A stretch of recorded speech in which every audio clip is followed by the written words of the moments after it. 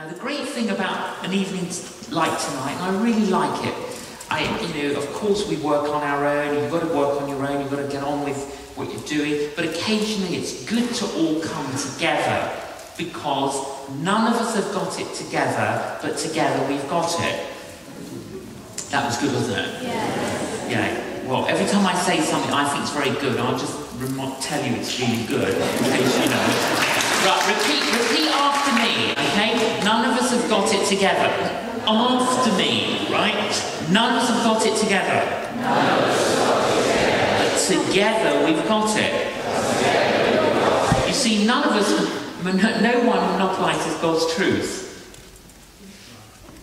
There's no one church that monopolises God's truth. So, yeah, of course we're going to get on with the way that we normally do things, but occasionally it's good to come together to say, hey, because of our faith, because of our desire to see Christ's kingdom extended, let's get together occasionally to do something that we can't do on our... When it snows, you get a snowflake and it falls onto your face, it melts incredibly quickly. But when you get thousands of snowflakes together, they stop traffic. You see, on our own, we're incredibly fragile. But together, we can be a strength.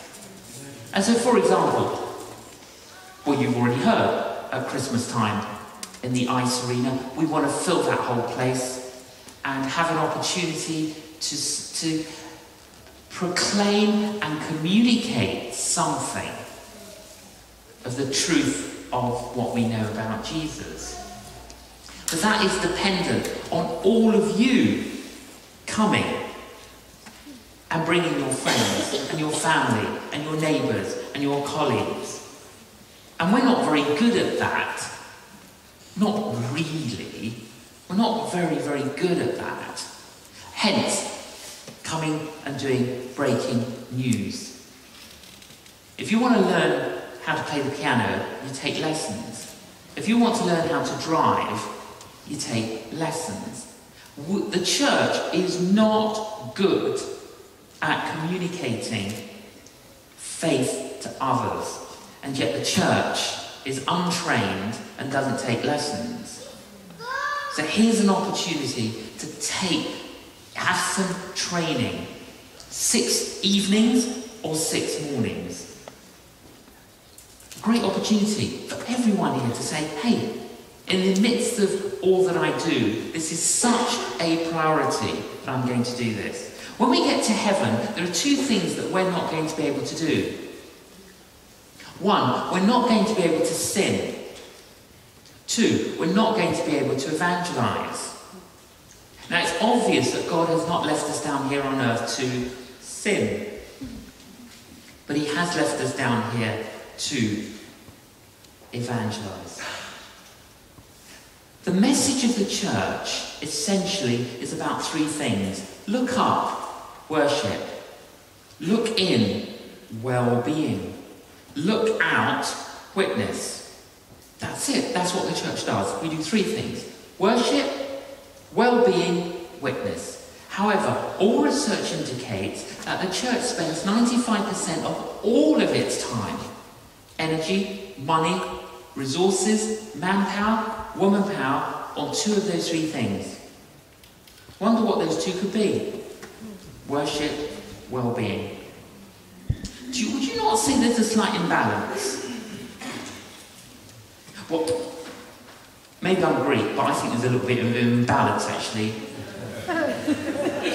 Just a little bit. 95% we spend on those 2 things. Why not allocate 33% to worship, 33% to well-being, 33% to witness? But the majority of us have been called to evangelise the world by evangelising our world. Our Jerusalem. This is what you're going to learn on the course.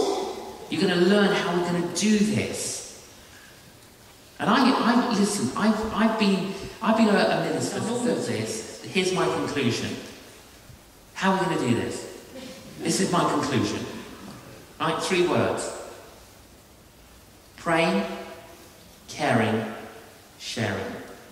That's it. That's my conclusion. It'll take me 30 years to arrive at that. Praying, caring, sharing. Praying, caring, sharing. Even with everything that the church is doing in the United Kingdom, you put it all together, okay? All the good stuff, every church, every parachurch, everything that's happening, put it all together, and the church is still declining.